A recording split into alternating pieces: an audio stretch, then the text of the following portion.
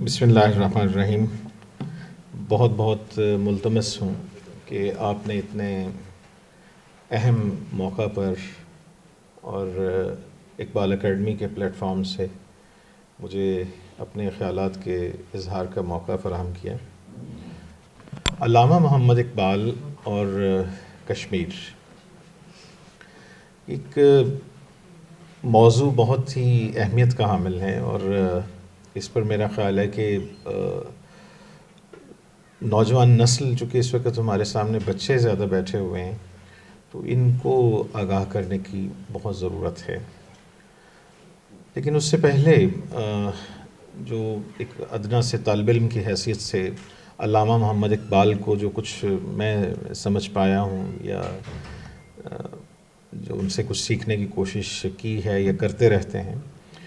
تو اس کا کچھ لب لباب یہ ہے کہ ہم سب جانتے ہیں کہ علامہ محمد اقبال بنیادی طور پہ انسان کی خودی کو بیدار کرنے کی وہ خواہش رکھتے ہیں، اور انسان کی خودی، جس میں ظاہر بالخصوص مسلمان کی جو خودی ہے،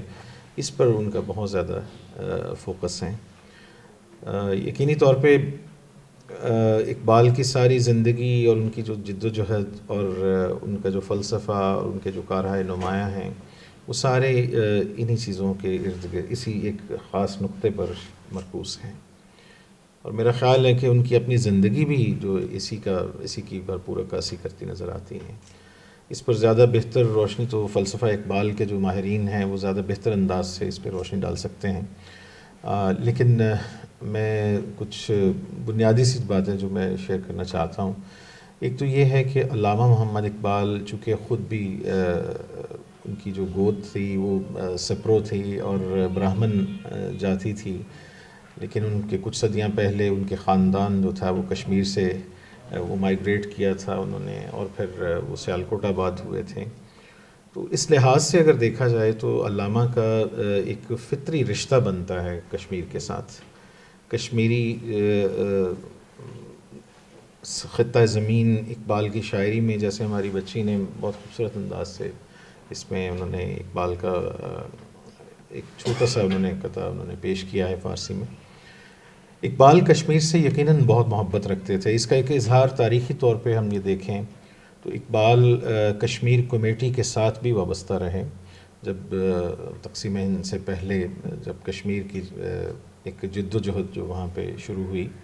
تو اس سلسلے میں اقبال بہت متحرک تھے۔ اس سلسلے میں اگر ہم دیکھیں تو عاشق حسین بٹالوی کی جو کتاب ہے، جو انہوں نے اقبال کے آخری 2 سال ہے، اس میں بھی انہوں نے تفصیلات کچھ دی ہیں، اور اقبال پر جتنا بھی اب تک کام ہوا ہے، تو کوئی ایسا مرحلہ نہیں تھا جب علامہ اقبال کشمیر کے حوالے سے دلی طور پہ وابستہ نہیں رہے۔ میں یہاں پہ اقبال کے اس پہلو پر شاید اتنی تفصیل سے شاید نہ بات کر سکوں، لیکن میں یہ ضرور کہنا چاہتا ہوں کہ آج کی نوجوان نسل کو، جو کہ کشمیر ڈے ہے کل، اور کشمیر کا مسئلہ کیوں ہے، اس کی ضرورت کیا ہے، آخر پاکستان کو اور پاکستانیوں کو کشمیر کے ساتھ اپنی وابستگی کیوں رکھنی چاہیے، یہ وہ ایسے سوالات ہیں جو کہ آج کے اس دور پرفتن میں یہ خاص طور پہ زیادہ شدت سے اٹھ رہے ہیں، چونکہ ہم جانتے ہیں کہ تلخ حقیقت یہ ہے کہ نوجوان نسل خاص طور پہ اپنی بہت ساری تاریخی بنیادیں، تاریخی روایات اور ان چیزوں سے اب یا تو وہ کافی حد دور ہو رہی ہے، یا اس سے لا علم ہے، یا ان کی معلومات ذرا کچی پکی ہیں۔ تو اس تناظر میں میری یہ درخواست ہے اپنے خاص طور پہ نوجوان ساتھیوں سے کہ آپ ایک معروضی انداز میں کوشش کریں کہ مسئلہ کشمیر کو، اس کا اوریجن، یہ کیوں یہ پیدا ہوا، اور اس کی ضرورت کیا ہے، ہماری پاکستان کی جو قومی اور ملی زندگی میں ہمیں اس کی کیوں اہمیت حاصل ہے۔ ہمیں یہ عموماً یہ طعنہ دیا جاتا ہے کہ آخر آپ اتنے سال گزر گئے، کشمیر اب چھوڑو اس بات کو، ایسی آوازیں اٹھتی ہیں کہ کشمیر جو ہے اس کی اب ضرورت نہیں رہی ہے، یا یہ چیزیں۔ میں یہ سمجھتا ہوں کہ تحریک پاکستان، اس کی اور قیام پاکستان، ان دونوں کے حوالے سے اگر دیکھا جائے تو تاریخی طور پر کشمیر کا مسئلہ ہماری قومی زندگی میں بہت ہی کلیدی اہمیت کا حامل ہے۔ قائد اعظم محمد علی جناح نے ایسے ہی اس کو شہرگ پاکستان نہیں قرار دیا تھا۔ اس کی تاریخی وجوہات ہیں۔ اس کی وجہ یہ ہے کہ خطہ کشمیر، اس کی طرف علامہ اقبال نے بھی مختلف جگہوں پہ اپنے جا بجا اشارے فرمائے ہیں، یہ تاریخی طور پر ملت اسلامیہ نے ہند اور اسی طرح وسط ایشیا، افغانستان کے مسلمانوں کی ثقافت، ان کی تہذیب، ان کی کلچر کا ایک بہت بڑا استعارہ ہے، ایک بہت بڑا سمبل ہے۔ مثال کے طور پہ اگر آپ صوفی اسلام کو اگر لے لیں تو اس خطے میں جو روحانیت کے جو فیض اور جو چشمے جاری ہوئے صدیوں کے دوران، ان میں کشمیر نے ہمیشہ بڑا ایک اہم کردار ادا کیا ہے۔ سید علی ہمدانی ہوں یا اور بے شمار جو صوفیہ جو وسط ایشیا سے تشریف لائے، پھر یہاں پہ انہوں نے سکونت بھی اختیار کی، تو حقیقت تو یہ ہے کہ کشمیر کا ایک خطہ بہت سارے حوالوں سے، چاہے وہ ہماری تاریخی تہذیبی روایات ہوں یا حتیٰ کہ ہماری جو معیشت ہے اس کے حوالے سے بھی یہ ہمارے لیے بہت ہی اہمیت کا حامل ہے۔ اس پورے خطے کی تاریخ جس کو آج ہم پاکستان کہتے ہیں اور جس میں کشمیر جو ہے، یہ اس کا فطری جو رشتہ ہے وہ ہمارے اس خطے کے ساتھ یہ تاریخی طور پہ استوار رہا ہے۔ ہمارے جتنے بھی تہذیبی جو اثرات پڑے ہیں وسط ایشیائی مسلم تہذیب کے، وہ افغانستان کے راستے سے ہوتے ہوئے یہ پھر اس میں کشمیر کا بڑا ہمیشہ کلیدی کردار رہا ہے۔ تو اس لیے بھی ہمیں اس کی ہمیشہ سے اس کی ضرورت، یہ ہمارا ایک فطری، یہ ایسے جیسے انڈیا اس کو کہتا ہے کہ اٹوٹ انگ ہے، تو میرا خیال ہے کہ اس سے بھی زیادہ ہماری یہ شہرگ اس لیے ہے کہ ہماری معیشت، ہماری تہذیب، ہماری ثقافت، ہمارا کلچر، یہ ساری چیزیں جو ہیں یہ ان کا جو مرکز جو ہے ایک لحاظ سے وہ کشمیر بنتا ہے۔ اب سوال یہ پیدا ہوتا ہے کہ یہ مسئلہ جو ہے یہ پیدا کیسے ہوا؟ اس میں سب سے بڑی بات جو ہے وہ برٹش راج ہے، اور برٹش راج کے نتیجے میں جب مہاراجہ ہری سنگھ جو تھے انہوں نے کچھ معمولی رقم کے عوض اس ریاست کا ایک طرح سے سودا کیا کچھ شرائط کے ساتھ، اور اس وقت سے یہ مسئلہ جو تھا یہ بتدریج کشمیری مسلمانوں کی زندگی کا ایک بڑا ہی اہم ترین مسئلہ بنتا چلا گیا۔ علامہ اقبال کی زندگی میں مسئلہ کشمیر یہ کافی حد تک یہ ہائی لائٹ ہو چکا تھا۔ اس سلسلے میں ہندوستان میں مجلس احرار الاسلام نے بھی کافی کوششیں کی تھیں، اور دوسری طرف علامہ اقبال چونکہ آل انڈیا مسلم لیگ کے ساتھ وابستہ تھے اور بڑے دل و جان سے اس تحریک کا حصہ بھی تھے، خاص طور پہ پنجاب میں مسلم لیگ کی کاز کے ساتھ مسلم لیگ کے مقاصد کے حوالے سے جتنی خدمات علامہ کی ہیں میں سمجھتا ہوں کہ شاید ہی کسی اور شخصیت کی ہو سکتی ہیں۔ پنجاب میں مسلم لیگ کے قدم ذرا دیر سے جمے ہیں، لیکن ان کے مسلم لیگ کی یہاں پہ جو مضبوط ہوئی ہے اس میں ایک بہت بڑا کلیدی کردار اور موٹیویشنل جو فیکٹر تھا وہ علامہ کا تھا۔ تو علامہ جو تھے یہ اپنے ان سیاسی مسائل کے ساتھ پوری طرح سے وابستہ تھے اور بڑے کنسرن تھے۔ مثال کے طور پہ میں اگر آپ کو بتاؤں کہ علامہ کے جو اقوال اور ان کی جو تقاریر کے مجموعے بہت سارے شائع ہوئے ہیں، جس میں فار ایگزامپل ڈاکٹر رفیق افضل صاحب کا ہے گفتار اقبال، اگر اس کو آپ پڑھیں اس میں آپ کو بہت سارے ایسے حوالے ملیں گے جہاں پہ انہوں نے کشمیر اور اس کے حوالے سے اپنے موقف کا بڑا بھرپور اظہار کیا ہے۔ اقبال یقیناً چاہتے تھے کہ کشمیری جو مسلمان ہیں ان کو ان کی زندگیاں گزارنے کا اور اپنے ثقافت اور اپنے مذہب کے مطابق اس میں ان کا پورا حق ہونا چاہیے۔ یہ ٹھیک ہے کہ علامہ کی زندگی میں مسئلہ کشمیر اس طرح ہائی لائٹ نہیں ہو، وہ تو قیام پاکستان کے بعد ذرا زیادہ شدت سے سامنے آتا ہے، لیکن علامہ نے بہت ساری ایسی کہہ لیجئے کہ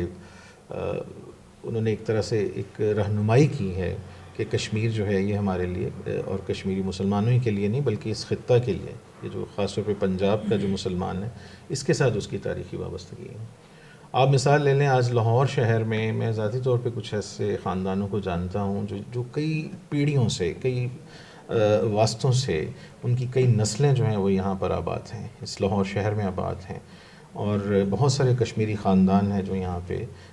کئی صدیوں سے اس خطے کے ساتھ وابستہ ہیں. تجارت کو اگر لے لیں، تجارتی حوالے سے کشمیری مسلمانوں اور اس پورے خطے کے جو مسلمانوں کا ایک قدیمی تعلق رہا ہے. سیاسی اعتبار سے بھی آپ دیکھیں تو ان دونوں خطوں کا آپس میں براہ راست بڑا تاریخی تعلق رہا ہے. اب مسئلہ یہ ہے کہ کشمیر پر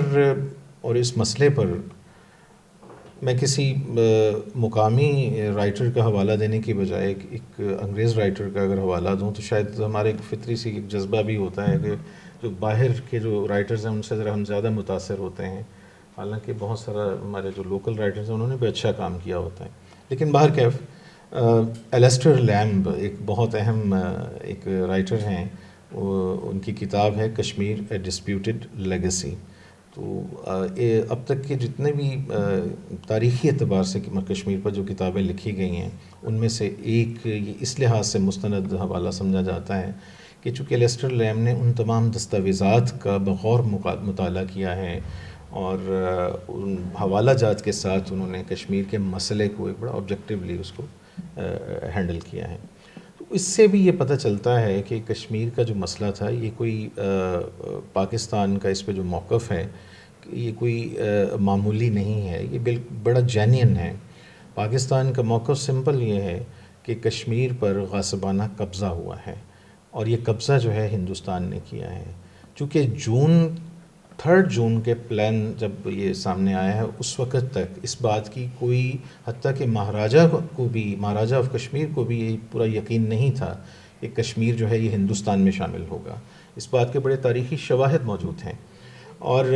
یہ تو صرف جون، جولائی اور خاص طور پہ اگست کے پہلے ہفتے میں ایک مسٹیریس ایک کہتے ہیں کہ ڈپلومیسی ہوتی ہے، ایک سفارتکاری ہوتی ہے، جس میں حتیٰ کہ گاندھی جو ہیں جو پوری زندگی کبھی کشمیر نہیں گئے تھے وہ پہلی دفعہ کشمیر کا دورہ کرتے ہیں. یہ بہت ساری چیزیں ایسی معنی خیز ہیں. اب اس مختصر وقت میں اس تفصیلات میں نہیں جا سکتا، جسٹ ایک اشارے کرنا مقصود ہے. تو یہ اس دور میں مہاراجہ کو گاندھی اور نہرو جو ہیں انہوں نے پھر یقین دلایا کہ آپ پریشان نہ ہوں، کشمیر جو ہے یہ اس بارے میں یعنی بینیتھ دا کارپیٹ یہ چیزیں اب طے ہو چکی ہیں. چنانچہ جب انہیں یقین دلایا گیا کہ کچھ مخصوص علاقے جیسے درہ بانہال کا جو علاقہ ہے جو کہ زمینی لحاظ سے ہندوستان سے جانے کا ایک واحد ایک سیفسٹ روٹ تھا، یا تو یہ گرداسپور سے جاتا تھا، تو یہ انہیں بتایا گیا تھا کہ یہ گرداسپور جو ہے یہ ہندوستان میں اب شامل ہوگا. حالانکہ اس وقت تک کسی کو یہ وہم و گمان میں بھی نہیں تھا، حتیٰ کہ مہاراجہ اس پہ بہت زیادہ تذبذب کا شکار تھے، لیکن انہیں یقین دلایا گیا. نتیجتاً پھر ان کے درمیان یہاں پر اگست میں ایک خفیہ جو ایگریمنٹ ہوا ہے انڈینز کے لیڈرشپ کے ساتھ اور مہاراجہ کے ساتھ. قائد اعظم اور مسلم لیگ کی جو قیادت تھی یہاں پہ تھوڑا سا انہیں مہاراجہ نے بھی کیموفلاج کیا تھا. حالانکہ اصولی طور پہ اگر دیکھا جائے جب تقسیم ہند ہوئی ہے تو اس وقت ہندوستان، پاکستان اور چائنا یہ 3 ایسے ممالک تھے جن کا کشمیر پر کسی نہ کسی اعتبار سے ان کا کلیم تھا، اور نہ چائنا نے نہ ہندوستان نے کشمیر کے کسی حصے پر فوج کشی کی تھی، نہ ہی اس پہ قبضہ کیا تھا. یہ صرف ہندوستان تھا جس نے اس پر باقاعدہ پہلے مہاراجہ کے ساتھ انہوں نے ایگریمنٹ کیا ہے اور اس کے بعد پھر انہوں نے سری نگر پر اپنی فوجیں بھیجی ہیں. یہ وہ سارا کانٹیکسٹ ہے جس کی بنیاد پر پھر مسئلہ کشمیر ایک سلگتا ہوا مسئلہ بن کر آج تک ہمارے سامنے موجود ہے. اقوام متحدہ میں جانے والی ہندوستان کی حکومت تھی. نہرو خود وہ یونائٹڈ نیشنز گئے تھے اور انہوں نے یہ درخواست کی تھی کہ جب تک کہ کشمیر کا مسئلہ حل نہیں ہو جاتا، اور اسی طرح وہ جو قبائلی جو لوگ تھے جنہوں نے گلگت کے راستے سے ادھر سے یہاں پہ اٹیک کیا تھا، سری نگر پہنچنا چاہتے تھے، تو جب تک وہ واپس نہیں چلے جاتے تو ہندوستان کا موقف یہ تھا کہ اس وقت تک اس مسئلے میں اس کو اسٹینڈ سٹل رکھا جائے اور یہاں پہ استصواب رائے کروایا جائے. یہ نہرو کی تجویز تھی. اور اس کے بعد پھر 20 سے زائد جو ہیں یونائٹڈ نیشنز کی قراردادیں جو ہیں وہ پاس ہو چکی ہیں، اور ان میں زیادہ تر یہی موقف اختیار کیا گیا کہ استصواب رائے کروایا جائے یا کم از کم کشمیریوں کے اپنی امنگوں کے مطابق اس مسئلے کا حل کیا جائے. بدقسمتی یہ ہوئی کہ 1950 سے ہندوستانی حکومت نے ایک طرف تو دنیا کے سامنے یہ ایک سٹانس لیا، لیکن اندر ہی اندر انہوں نے حکومتی سطح پر ایسی لیجسلیشن جو ہیں وہ جاری رکھیں جو کہ بتدریج مختلف وقفوں کے ساتھ بالآخر یہ 2020 میں جو ابھی انہوں نے جو اپنے لاس پاس کیے، جس کے خلاف پھر کشمیر میں لاک ڈاؤن کا انہوں نے فائدہ اٹھایا اور اپنے یہ قوانین پاس کر کے ایک طرح سے کشمیر کی وہ جو آئینی حیثیت تھی. مثال کے طور پہ میں آپ کو مثال دیتا ہوں کہ ابتدائی جو 50 کی دہائی میں کشمیر کے اندر ہندوستان سے کوئی بھی شخص، کوئی ہندوستانی بغیر پرمٹ کے کشمیر میں داخل نہیں ہو سکتا تھا. اور شیاما پرساد مکھرجی یہ بنگال کے بڑے مطلب بہت ہی متعصب ہندو لیڈر تھے اور بڑے پڑھے لکھے انسان تھے، لیکن انتہائی متعصب تھے. ان کے جانے کا اس زمانے میں واقعہ ہوا تھا اور جو بغیر پرمٹ کے چلے گئے تھے، جس پر خاصا احتجاج ہوا اور اس کے نتیجے میں پھر کافی حالات خراب ہوئے. اور اسی دوران پھر شیاما پرساد مکھرجی جو تھے ان کا انتقال ہو گیا تھا. تو اس وقت ہندوستان کی حکومت نے اس چیز کا بہانہ بنا کر پھر بالآخر وہ جو قانون بنائے اور ان قانون سازی کے ذریعے سے بالآخر آہستہ آہستہ کشمیر کو انہوں نے اپنے باقاعدہ حصہ، آئینی طور پہ حصہ بنا لیا. اور یہ ایک تسلسل کافی سالوں سے جاری تھا، کئی ڈیکیڈ سے جاری تھا. اب مسئلہ اب کیا ہے؟ میرا یہ خیال ہے کہ کیا پاکستان کشمیر کو بالکل چھوڑ دے؟ ایک آپشن یہ ہے. ہمیں اپنے معاشی، ایک عام آرگومنٹ دیا جاتا ہے کہ کشمیر کے ہمیں اپنے معاشی مسائل پہ توجہ رکھنی چاہیے، ہمیں اپنے داخلی مسائل پہ توجہ رکھنی چاہیے. میرا خیال ہے کہ یہ بہت بڑی نادانی ہوگی، چونکہ قائد اعظم محمد علی جناح ہوں، علامہ اقبال ہوں، آل انڈیا مسلم لیگ کی قراردادیں ہوں، ہمیشہ سے کشمیری مسلمانوں کے ساتھ ہمارا اسی طرح تعلق رہا ہے جیسے کہ مسلم لیگ کا فلسطینی مسلمانوں کے ساتھ تعلق رہا ہے. پھر پارٹیشن پلان جو 1947 میں ہوا، اس کے تحت بھی کشمیر پر ہندوستان نے ایک انفیئر، ایک غاصبانہ قبضہ کیا ہے. اور اس کو